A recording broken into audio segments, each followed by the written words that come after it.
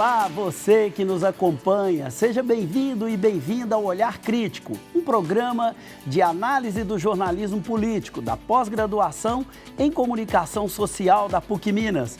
Meu nome é Hércio Sena e eu estou acompanhado pelo professor e jornalista José Milton Santos. Olá, Zé. Olá, Hércio, minhas saudações Nara e minhas saudações aos nossos telespectadores. E também pela professora e pesquisadora Nara Scabin. Olá, Nara. Oi, Hércio. Oi, Zé. Oi, pessoal de casa. Sempre bom estar aqui com vocês. No programa de hoje falaremos sobre as eleições na Venezuela e a posição do governo brasileiro e também a cobertura da imprensa sobre esse tema.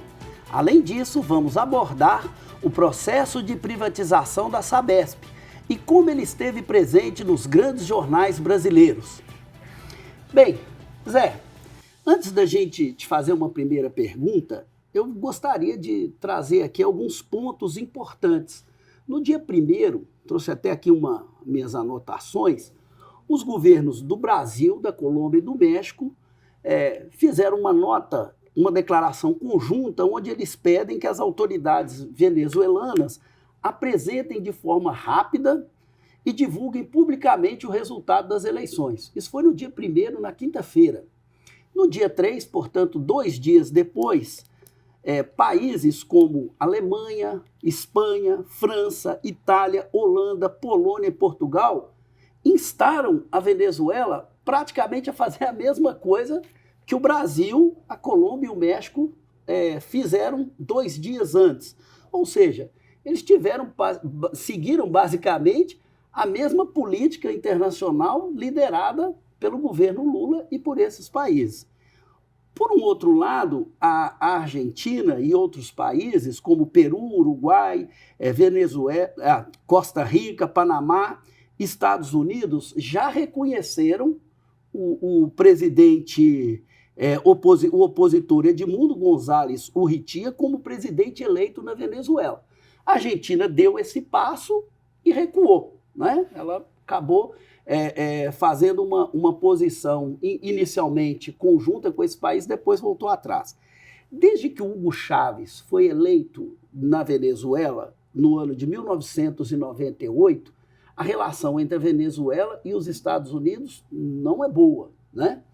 Eu queria que você começasse a conversa hoje dizendo para nós o seguinte: o que se entende por chavismo, né, dessa política do Chávez, e o que é a política bolivarianista implementada por ele e continuada pelo Nicolás Maduro? Antes de tratar da questão que você levanta, eu gostaria de fazer uma observação preliminar. Eu costumo dizer aos meus alunos que quando eu vou fazer uma análise crítica, eu considero o meu objeto como um iceberg. A ponta do iceberg é essa política miúda do dia a dia que está no primeiro plano dos acontecimentos. Uhum. Agora, o que dá sustentação e movimento ao iceberg é a sua base. Na ponta estão os conflitos, estão as tensões. Na base estão as contradições. Então, primeiro, para a gente entender aquilo que está no palco, é importante saber o que ocorre nos bastidores.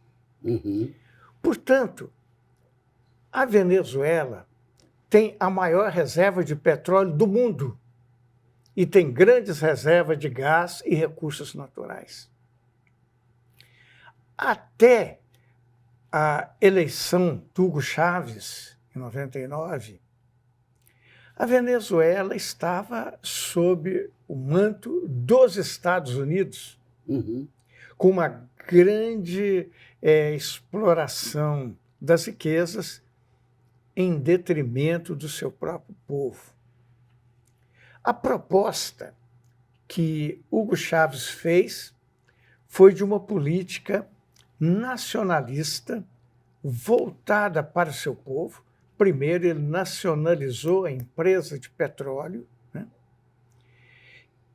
E então nós temos desde aí, né, 25 anos de chavismo, contando o tempo do Hugo Chávez e o tempo do Maduro. Uhum. Nesses 25 anos foram realizadas 31 eleições nacionais. É o país da América que teve mais eleições e consultas, plebiscitos, né, populares. E nós temos que ver o seguinte: o que os representantes dos Estados Unidos dizem? Nós temos um pronunciamento do ex-presidente Trump, que afirmou o seguinte: por que nós estamos preocupados em buscar petróleo no Oriente Médio, se nós temos aqui pertinho o petróleo da Venezuela? Só levando em conta, o petróleo da Venezuela demora 5 horas para chegar aos Estados Unidos, o do Oriente Médio 50. Uhum. Mas não bastasse isso, a generala, que está à frente do Comando Sul do Exército estadunidense, mas o Comando Sul tem como âmbito a América Central e a América do Sul, ela falou: nós temos que ser fortes militarmente para resguardar as nossas riquezas minerais. As nossas, que estão dizendo que são deles, são as nossas, porque eles não consideram o seu quintal. Uhum. Então, na realidade, a gente tem uma situação que está na base desse conflito, que envolve a questão da gestão dos recursos naturais, que os Estados Unidos se sentem também proprietários. Como é que você vê esse processo, Nara, pensando aí essa questão desse conflito em torno do resultado eleitoral da Venezuela? Bom, o Zé explicou bastante bem, né, essa conjuntura mais ampla, esse processo histórico aí que está por trás, né, dessas tensões, né, que se colocam hoje. Tem um elemento importante aí, que acho que fica bastante claro pela fala do Zé, que são os interesses imperialistas, né, dos Estados Unidos e dos seus aliados no petróleo da Venezuela, e aí uma estratégia levada a cabo pelos Estados Unidos e os seus aliados para tentar concretizar, né, esses interesses imperialistas, botar a mão no petróleo, é justamente a de desestabilizar as democracias na América Latina. Então, buscar questionar a todo momento a qualidade da democracia que a gente tem na Venezuela, como forma de apontar que é preciso que haja uma intervenção. Evidentemente, essa preocupação dos Estados Unidos com a qualidade da vida democrática nos países é muito seletiva, né? Ele não está preocupado com a democracia na Arábia Saudita da mesma maneira, por exemplo. E, por outro lado, a gente tem aí uma discussão que acho que passa, né, por esse tema, que é a problematização da própria definição de democracia que a gente tem que fazer, que está em jogo aí, né? Sob um dos critérios, né, que inclusive a ciência política usa para definir o que é uma democracia, é ter eleições, né? Uhum. E a Venezuela, nesse sentido, é mais democrática do que os Estados Unidos da América, porque teve mais eleições, né, do que os próprios Estados Unidos. Por outro lado, existe um critério um tanto problemático, né, na minha perspectiva, para definir o que é uma democracia na ciência política, né, que é a ideia de que, bom, tem que ter eleições e não pode um mesmo grupo político vencer as eleições, né, o grupo tem que perder, outro tem que ganhar. Então, também esse é um critério problemático que a gente vê aí. Então, na prática, o que acontece é que esses critérios acabam sendo usados para questionar democracias de maneira muito seletiva, né, Sim. como forma, na verdade, de endereçar os interesses imperialistas. Zé, e em relação ao governo Hugo Chávez, daqui a pouco a gente explora um pouco mais a questão do Maduro, né? Quais foram, assim, os percalços desse governo e a relação que os Estados Unidos estabeleceu com o Chávez? Porque recentemente, inclusive, eu vi uma matéria da Folha que começa, já com a morte do Chávez, a distanciar o Chávez do Maduro e dizendo o seguinte: olha, com Chávez teve conquistas sociais que se perderam com o Maduro. Como é que você vê essa relação no período do Chávez, para depois a gente discutir o Maduro? Na verdade, nos governos do Hugo Chávez, houve inúmeras conquistas sociais. Nós temos que na Venezuela, né, semelhante ao Rio de Janeiro, as populações mais pobres moram nos morros, e morros muito mais íngremes. E Hugo Chávez construiu mecanismos de acesso, construiu inúmeras políticas sociais, porque, primeiro, a receita do petróleo era grande e a Venezuela tinha vantagens comparativas nessa área de energia. Quando houve o falecimento do Hugo Chávez, né, em 2013, e ascendeu o seu vice, Maduro, no ano seguinte os Estados Unidos começaram a impor sanções, são 25 sanções, proibindo os países de comercializarem com a Venezuela. Aí, dois fatores. Primeiro, que o preço do barril de petróleo caiu de $100 para $20. Em segundo lugar, essas sanções prejudicaram em grande parte, aliás, eu diria em muito, o comércio exterior da Venezuela. Portanto, os recursos para políticas sociais reduziram. Não é? A gente estava falando aí, você começou a diferenciar, né? Aliás, na realidade, você não diferenciou, você mostrou que há uma continuidade. Claro que os governantes são diferentes, a Dilma não foi o mesmo governo Lula, embora façam parte do mesmo projeto político, mas você coloca aí uma coisa que é importante, né? O que significou, então, para a Venezuela, né, além dessas sanções, a chegada do Maduro no poder e a morte do Chávez? Parece que o Maduro não é uma liderança também com a mesma projeção política interna do que o Chávez tinha. Como é que você vê esse processo? Aí são diferenças secundárias, né? O processo da implantação do bolivarianismo, o que alguns chamam de chavismo, é o mesmo. Entretanto, Maduro não tem o carisma do Chávez. Ele não tem o mesmo poder de liderança. Inclusive, não tem a mesma habilidade política, haja vista as críticas que ele fez ao processo eleitoral brasileiro. Então, o Maduro vai enfrentar mais dificuldades, né? Então, foram inúmeras as tentativas de golpe, inúmeras as tentativas de derrubá-lo, como já havia ocorrido anteriormente com Hugo Chávez, né? Então, nós temos, assim, que a diferença é diferença muito mais de estilo do que de política. Não se trata de uma inflexão, se trata de uma continuidade, que é, basicamente, a políticas populares em benefício da maioria da população. O fim da hegemonia absoluta da burguesia sobre os poderes do Estado.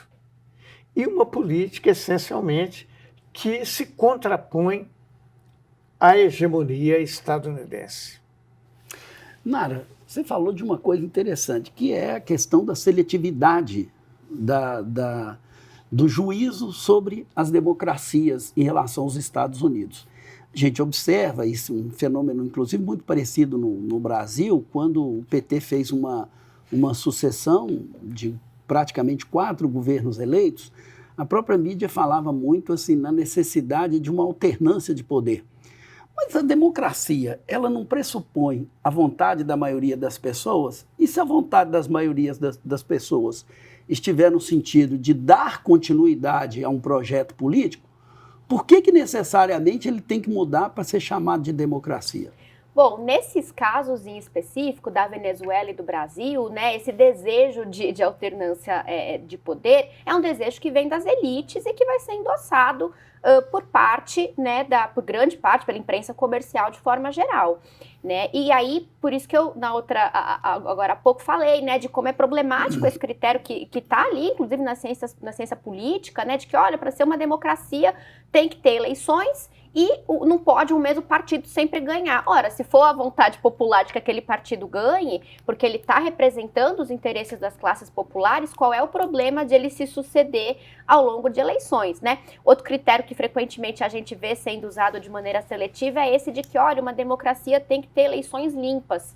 Será que a gente pode considerar as eleições brasileiras, por exemplo, ao longo da nossa história, de fato limpas? Se tem compra de votos, se tem várias questões aí, né, que as elites praticam aí vastamente, né? Então, esses critérios são usados pela imprensa comercial de maneira muito, justamente, seletiva para questionar algumas democracias, que são as democracias questionadas basicamente pelos Estados Unidos e pelos seus aliados.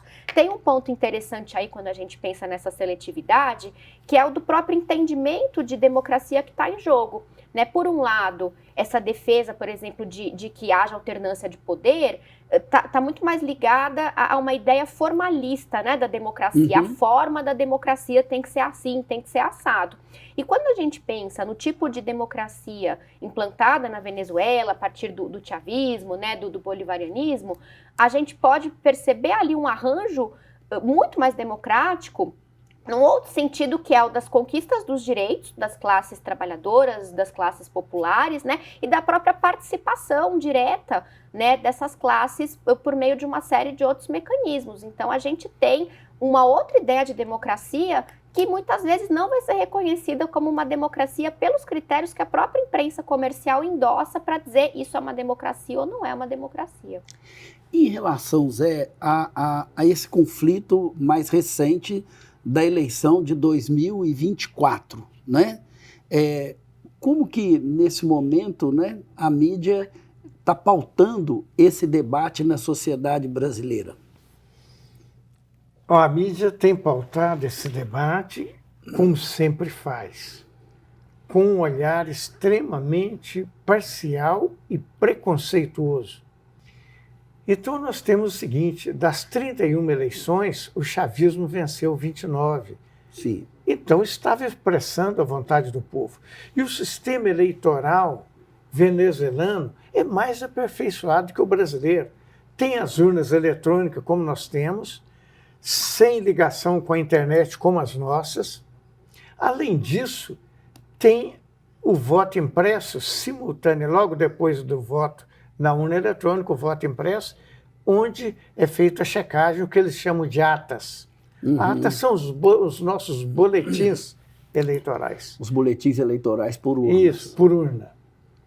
Então, nós temos o seguinte: a cobertura da mídia fica muito clara, principalmente, eu achei que a síntese de tudo isso foi os editoriais. Deu o Globo, o Estadão e a Folha de São Paulo no dia 1º.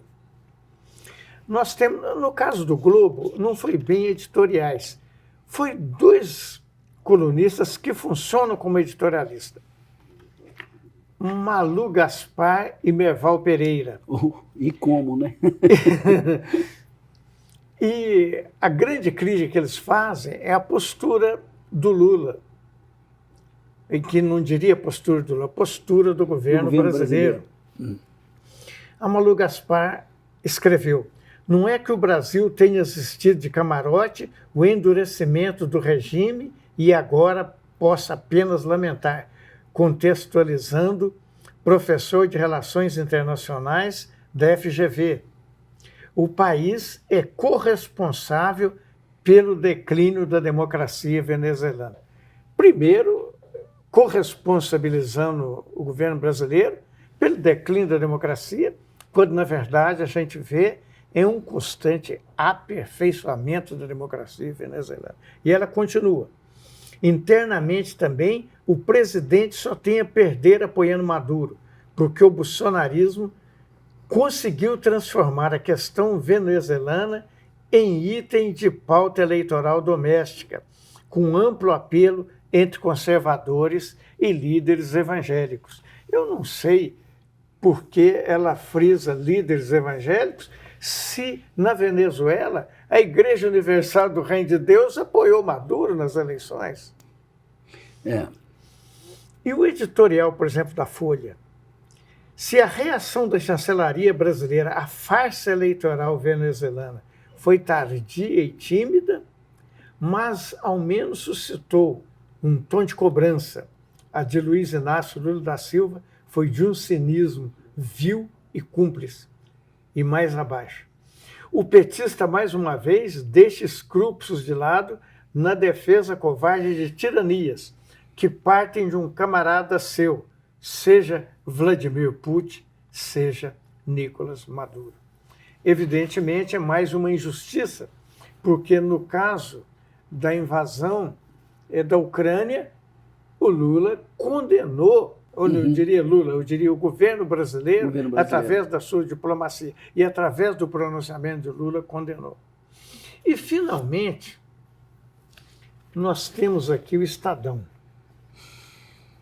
No editorial, Lula insulta democratas e envergonha o Brasil. Ao dizer que não tem nada de grave, nada de anormal ocorrendo na Venezuela, após a fajuta vitória do ditador companheiro Nicolás Maduro na eleição de domingo passado, o presidente Lula desrespeitou profundamente todos os venezuelanos que lutam pela democracia e que nessa missão muitas vezes colocam em risco a própria vida.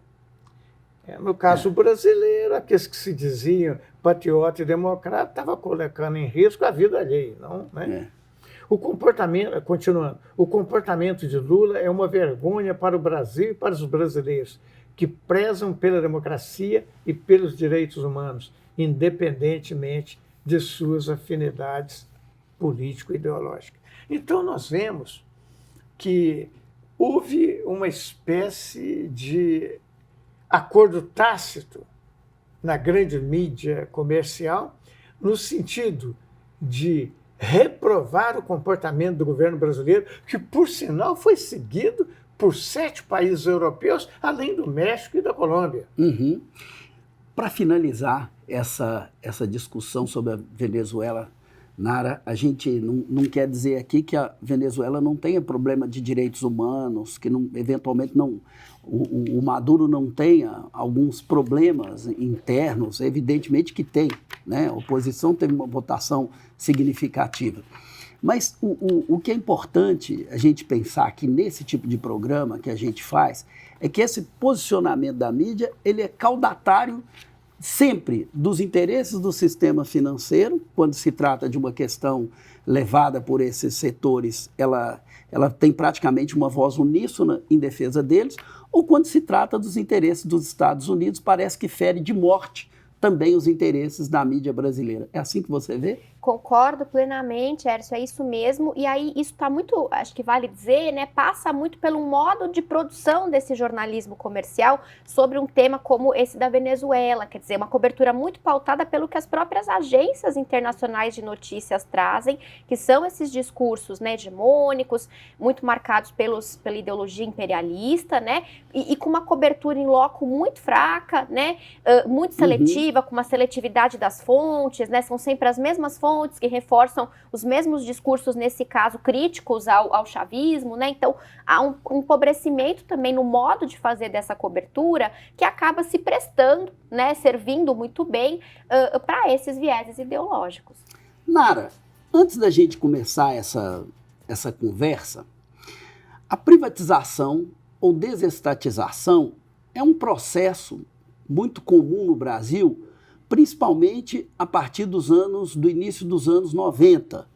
Ele é um momento em que há uma pressão sobre setores da economia que estão em poder do Estado, na propriedade do Estado, para que esses setores passem à mão da iniciativa privada. Envolve questões de abastecimento, água, transporte público, administração de rodovias, educação, saúde. E no início dos anos 90, esse processo de privatização no Brasil era pouco discutido. Ele começa a ganhar uma amplitude maior a partir dos governos, principalmente do governo Collor E, na sequência, o governo Fernando Henrique Cardoso, que intensificou o processo de privatização. Talvez, se o Collor tivesse continuado o seu governo, isso teria sido maior. Em dezembro de 2023, a privatização da Sabesp foi aprovada pela Assembleia Legislativa do Estado de São Paulo e depois sancionada pelo governador Tarcísio de Freitas. Eu quero que você fale um pouco para nós qual é a importância da Sabesp e por que a privatização dessa empresa ela é preocupante no cenário brasileiro de hoje. Bom, Edson, a primeira coisa, né, é a gente olhar para o que é a Sabesp, para a importância da Sabesp. A Sabesp é a maior empresa de saneamento básico do Brasil, a maior da América Latina, a segunda maior do mundo, né, na área de abastecimento de água e saneamento. Então, é uma empresa muito grande, uma empresa que tem todo um conhecimento técnico, né, sobre a área em que ela atua, uma empresa que é lucrativa e tem um baixo endividamento. E uma empresa que, quando a gente compara, né, o serviço prestado pela Sabesp com o serviço de saneamento em outros municípios em que o saneamento é feito por empresas privadas, a Sabesp tem um preço menor de tarifa, né, nesses casos, e também uma cobertura maior. Em alguns casos, né, isso foi apontado por uma audiência pública realizada no Congresso, a diferença do preço da tarifa social entre a Sabesp, né, praticado pela Sabesp e outras empresas privadas, chega a ser de mais de 100%. Então, é um serviço que não é caro, né, para o cidadão, né, para o consumidor, tem uma boa cobertura e é uma empresa muito eficiente, inclusive do ponto de vista capitalista. Né? Uhum. E mesmo assim, os argumentos favoráveis à privatização são esses argumentos neoliberais que dizem que é preciso privatizar para que a empresa tenha mais investimento, para que o serviço seja de melhor qualidade, né, para que custe menos para o cidadão, para o consumidor, né, a água, o esgoto, e muito baseado nesses argumentos na ideia de que tem que ter concorrência. Então, vai ter a privatização, vai ter concorrência, o que no caso do saneamento não se aplica. Mas a concorrência seria com quem? Você vai escolher, bom, eu quero que o meu esgoto seja tratado pela empresa X, não tem como, né? Mas esses argumentos, mesmo assim, ganharam terreno, né? E por que então que esse processo é bastante preocupante, né, o processo de privatização da Sabesp? A gente tem aí um primeiro problema, né, que é tratar o fornecimento de água, o tratamento de esgoto, né, o saneamento básico como um negócio. Né? Então, a própria discussão aí da privatização da Sabesp está pautada pela ideia de que a empresa tem que gerar lucro, de que a empresa tem que ser sustentável. No caso da Sabesp, ela é. Né? Ela é. Mas esses argumentos são problemáticos porque eles ignoram, eles desconsideram que o saneamento básico, o fornecimento de água é um direito humano, é um direito básico fundamental, né? Então a privatização, como aconteceu, a privatização da Sabesp, como aconteceu com a privatização de outras empresas do mesmo setor no Brasil, coloca em risco uma questão fundamental que é a segurança hídrica.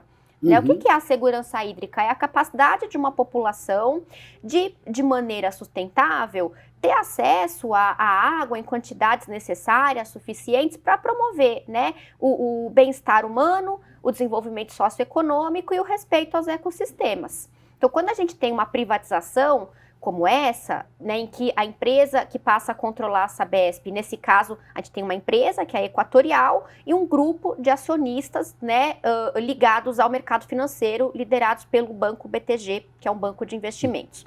Então, nesse caso, quando a gente tem o banco que o Paulo Guedes era ligado. Isso, exatamente, né, que foi o banco... O ex-ministro. Exatamente, que foi o banco que pôde comprar as ações da Sabesp, né, quer dizer, um grupo de bancos liderados pelo BTG, que são grandes bancos de investimento, não são bancos pequenos, não são bancos desimportantes, puderam comprar essas ações, e aí vale dizer, depois a gente retoma isso, mas por um preço muito menor.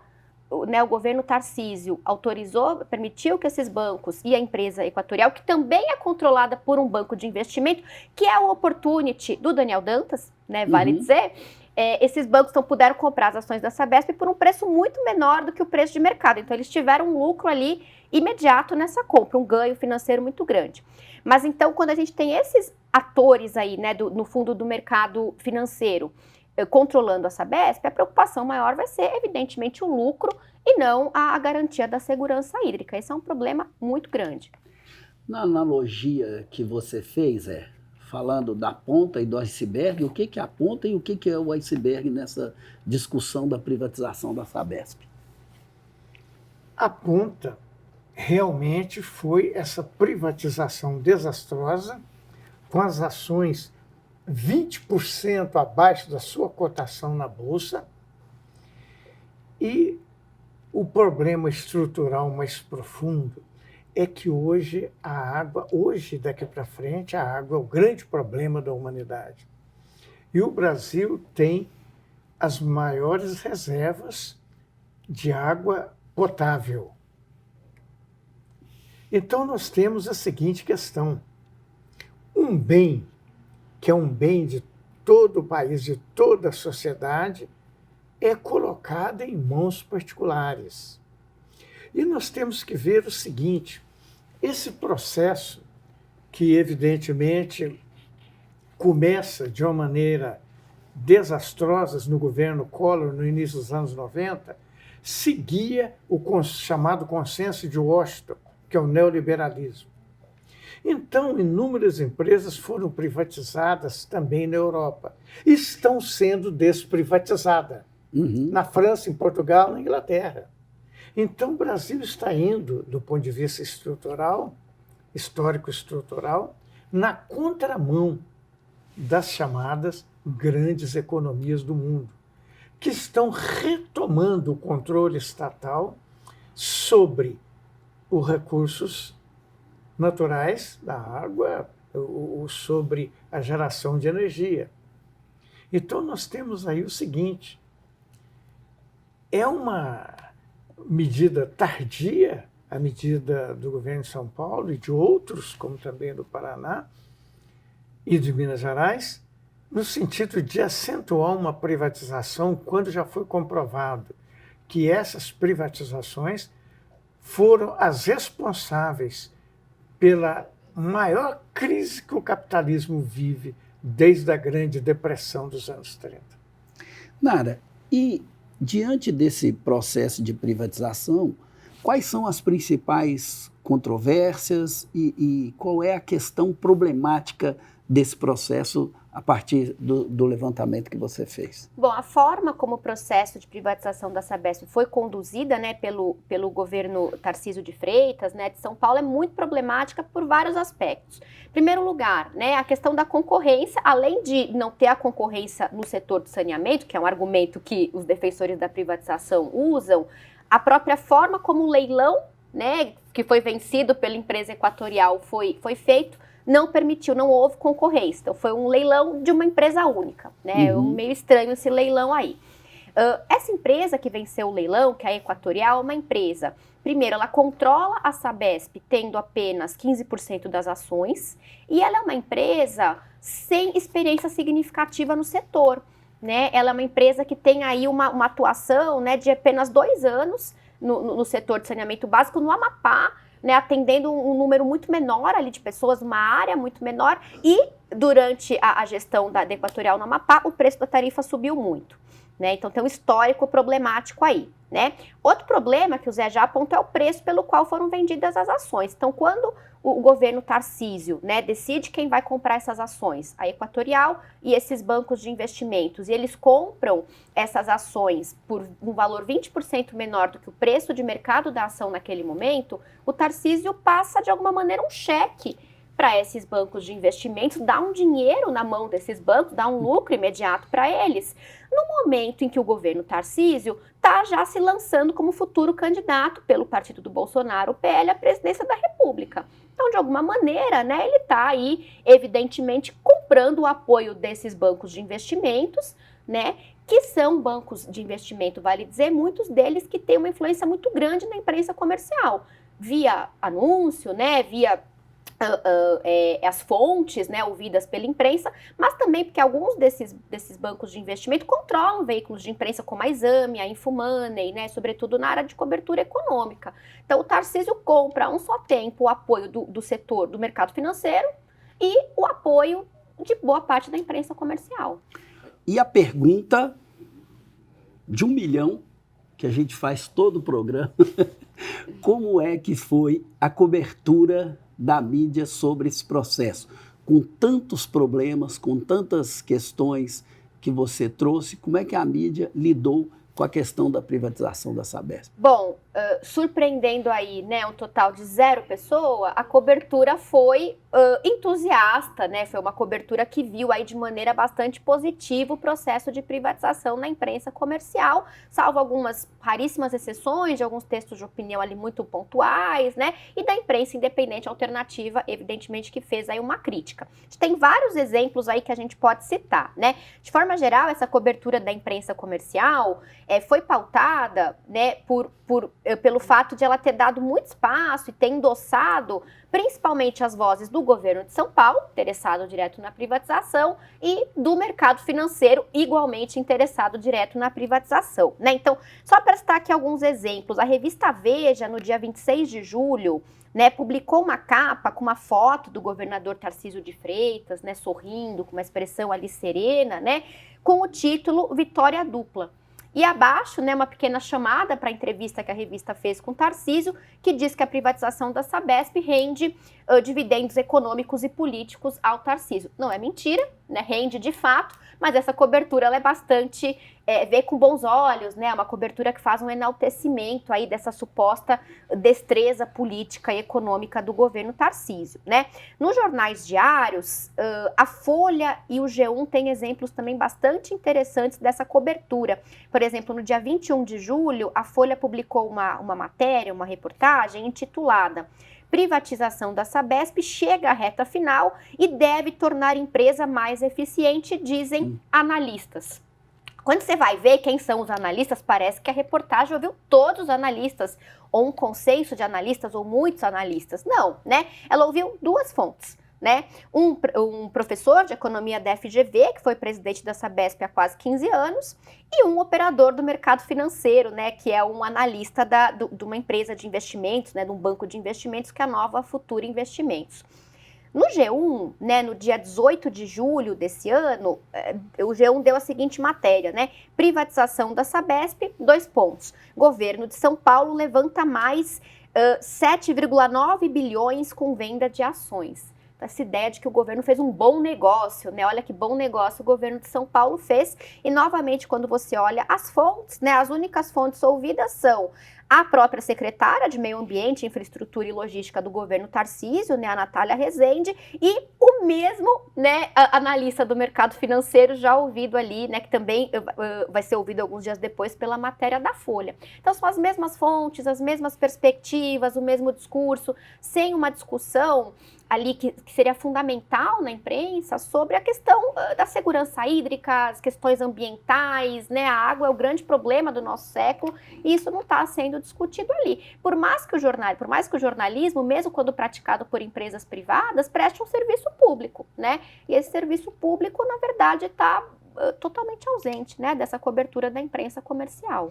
E ainda dentro disso aí, daqui a pouco chamo o Zé para comentar, qual que é a tônica, Nara, desse tipo de cobertura? Nós hoje falamos da Sabesp, já tivemos outros programas aqui em que nós discutimos as privatizações no âmbito de Minas Gerais, mas o que isso tem em comum com outras coberturas acerca de temas afins quando envolve a questão da privatização? Bom, desde os governos Collor, né, e FHC, como você apontou, né, no início dessa conversa, né, Hércio, que essa discussão da privatização vem sendo feita no Brasil, a imprensa comercial desenvolve um discurso bastante positivo sobre a perspectiva de privatização, tem estudos, pesquisas na área da comunicação que analisaram muito bem esse fenômeno, né, tem alguns textos críticos no Observatório da Imprensa que mostram isso, né, e esse discurso, né, positivo sobre a privatização, ele tem alguns pilares, né, então é um discurso que aponta ali quase sempre a privatização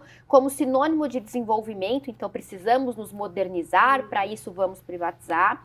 Também existe um viés moral nesse discurso favorável à privatização, um viés moralizante, que é a ideia de que empresas estatais são empresas cheias de corrupção e aí você tem que privatizar, né? A gente vê isso também no debate atual sobre a Petrobras, né? Com a retomada de algumas medidas no sentido de reestatizar, né, a Petrobras pelo governo Lula 3, né, atualmente, que têm sido vistas de maneira com muita desconfiança pela imprensa comercial, dizendo, olha, tá vendo, o governo vai recuperar o controle ali, né, um controle mais efetivo da Petrobras, isso é perigoso porque leva à corrupção, melhor seria privatizar. Né? Então, inclusive, há uma correlação aí de forças, né? De modo geral, muitos debates sobre privatização sucedem coberturas da imprensa sobre corrupção, né? Como que uma coisa justificando a outra. E a gente tem também aí, né, uma ideologia muito forte de que a iniciativa privada é sempre mais eficiente, que é, né, uma ideologia problemática quando a gente fala, sobretudo, de setores essenciais, setores estratégicos, né, setores econômicos que têm o papel de garantir direitos fundamentais. Né? Então, como é que a gente aplica a lógica da eficiência financeira de uma empresa privada quando a gente está falando do direito das pessoas terem acesso à água, né? E tem também um outro discurso, né, uma ideologia que está muito relacionada a todo esse debate que a gente já falou aqui nesse programa sobre austeridade fiscal, né, sobre a segurança fiscal, que é a ideia de que as empresas estatais são onerosas sempre e que elas precisam, portanto, ser uma ideia falaciosa, inclusive no caso da Sabesp, como a gente falou, porque é uma empresa lucrativa. Zé, para fechar, sei que tem sempre uma ponderação equilibrada e justa em relação ao papel da imprensa. Eventualmente você está sempre dizendo, ó, essa cobertura aqui foi boa, tratou disso e tal. Sei que é useiro e vezeiro em defender a imprensa quando ela merece. Você viu alguma positividade nessa cobertura em relação à questão da privatização da Sabesp? Ou esse contexto geral de outros momentos em que esse debate da privatização é feito é o que predomina também na sua visão em relação a esse episódio? Eu concordo plenamente com a análise da Nara sobre a cobertura da imprensa. Eu tenho acompanhado e tenho percebido o seguinte: a grande mídia comercial elegeu Tarcísio de Freitas como pré-candidato à presidência da República. Ele é tido como o grande anti-Lula. Portanto, tudo que ele faz, inclusive as atitudes mais detestáveis, como os assassinatos na periferia, são elogiados pela grande mídia.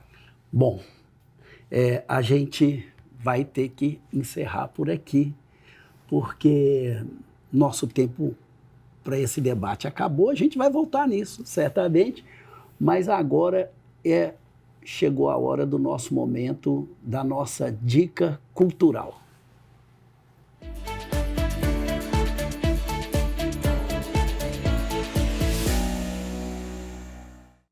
Bom, então eu vou começar com a minha dica cultural hoje, que é Manual do Bom Fascista. Gente, quero dizer que o título é irônico, tá? Então, o escritor é o Rui Zinck, né, da editora Porto, um escritor português. Trata-se de um compêndio sobre a ascensão do fascismo, dividido em 100 lições acessíveis para aprendizes de todos os níveis. Ele vai chamar a atenção, né, da grande importância do neofascismo no mundo de hoje, mostrando como, às vezes, em pequenas atitudes, nós damos a contribuição para que esse discurso de ódio ele prolifere na nossa sociedade. Embora estejamos falando de uma realidade portuguesa, eu comprei esse livro recentemente, né, numa viagem que eu fiz, ele está falando de realidades que a gente também consegue identificar no nosso país. Então, eu gostei muito, acho que é uma similaridade do texto com situações que nós também podemos observar no cotidiano brasileiro. Então, fica aí a minha dica, né? Ele já está na 3ª edição, esse livro foi lançado em 2019, portanto, ele tem tido bastante interesse aí no contexto português e, quem sabe, também no contexto brasileiro, né? Nara, o que você tem para hoje? Olha, a minha dica, Hércio, vai até conversar, né, com a sua dica, porque é o livro Escombro, né, um diário da máquina do ódio, que é um livro que fala sobre o que foi o governo Bolsonaro no Brasil. Ele é um livro, uma coletânea, né, de artigos, a organização é do pesquisador, né, jornalista Rafael Burgos, acabou de ser publicado agora esse ano pela editora Kotler, né? E esse livro, então, ele reúne artigos que foram publicados, né, ali durante o governo Bolsonaro, então textos publicados a quente entre 2019 e 2022, numa coluna do UOL, que era uma coluna chamada Entendendo Bolsonaro, né, que era uma coluna que reunia reflexões de pesquisadores, cientistas sociais, né, que faziam ali um balanço do que era o governo Bolsonaro. Então, tem textos muito interessantes, textos muito pertinentes de pesquisadores, né, pesquisadores da área da comunicação, inclusive, e é um livro também interessante porque ele é, de alguma forma, um documento histórico, né, ali de um espaço de reflexão sobre o governo Bolsonaro na imprensa brasileira. Então, recomendo muito essa obra. Bacana. Zé, o que você tem para hoje? Para hoje, eu não tenho nenhuma indicação em particular e reforço as duas indicações já feitas. Bom, então a gente fica por aqui. Agradeço, Zé, mais uma vez sua contribuição e sua participação no programa de hoje. Eu agradeço também a você e a Nara, companheiros de bancada, e a todos os nossos telespectadores. Obrigado, Nara, mais uma vez pela sua presença aqui. Obrigadão, Hércio, muito obrigada, Zé, né, por dividirem aqui essas reflexões. Obrigada também a quem nos acompanha de casa. E assim terminamos o nosso programa e lembramos a você que ele está disponível no YouTube e nas plataformas Spotify e Deezer. Nos acompanhe por lá também. Um grande abraço e até a próxima semana.